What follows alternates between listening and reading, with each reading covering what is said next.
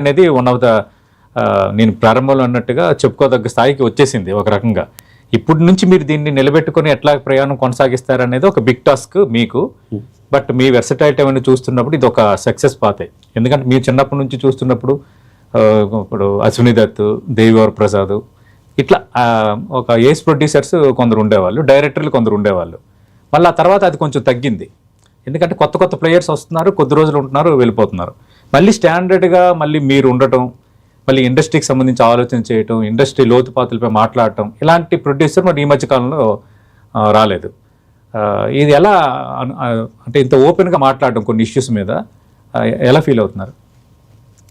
అంటే నాకేమనిపిస్తే అది మాట్లాడుతున్నాను అంటే దానికి స్పెసిఫిక్గా ఒక స్ట్రాటజీ అని ఏం లేదు.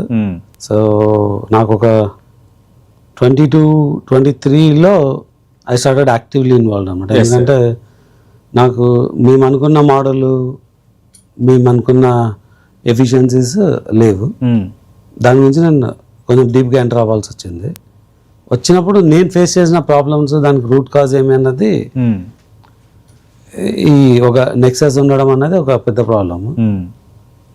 ఒక 3 months back that was the right అంటే ఆపర్చునిటీ కేమ్ టు మీ. అంటే అది అంటే నేను నా నెక్సస్ ని ఫైట్ చేస్తున్నాను, but I didn't discuss in public. ఇక్కడ ఒక పబ్లిక్ ప్లాట్ఫామ్లో ఆ సిచ్యుయేషన్ వచ్చి అన్ఎక్స్పెక్టెడ్గా నేను ఛాంబర్ నుంచి బయటకు వస్తున్నప్పుడు ఒక మీడియా దీనిలో ఒక స్టేట్మెంట్ చెప్పడం వల్ల కొంతమంది కాల్ చేసి నన్ను క్లారిఫికేషన్స్ అడగడం, అది లూప్ లైన్లో వెళ్ళిపోయింది.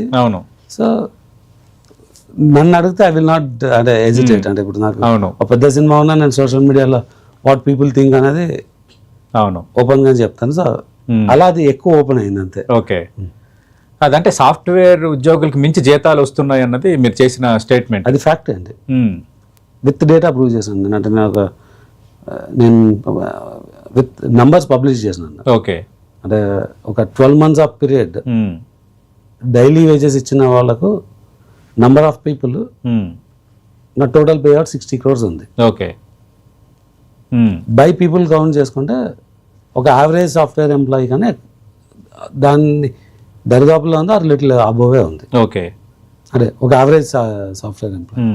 సాఫ్ట్వేర్లో ₹1 కోటి జీతం తీసుకున్న వాళ్ళు ఉండొచ్చు. అలా ఇండస్ట్రీలో కూడా మీకు ATL, BTL అంటారు, above the line, below the line. Okay, above the line always much higher than software ఉంటుంది. Okay, big cream. మనం మాట్లాడుతుంది బిలో ద లైన్.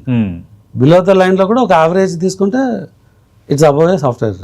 సో అది విత్ డేటాతో నేను పబ్లిష్ చేస్తాను. సో దాంట్లో క్లారిటీ 100% ఉంది. ఓకే, మీరు అన్నారు అంటే కొత్తగా డ్రైవర్లు, కార్మికులు తీసుకుందామని. అంటే సమ్వాట్ ఒక కొత్త ఇండస్ట్రీ ఏమైనా రావాలన్నా ప్రతి కంపెనీ వాళ్ళ ఎంప్లాయీస్ని వాళ్ళకి కావాల్సిన తయారు చేసుకుంటుంది. అవును, మార్కెట్లో ఒక డ్రైవర్ అంటే I'm not down sizing anybody, దాన్ని కించపరచాలని కాదు.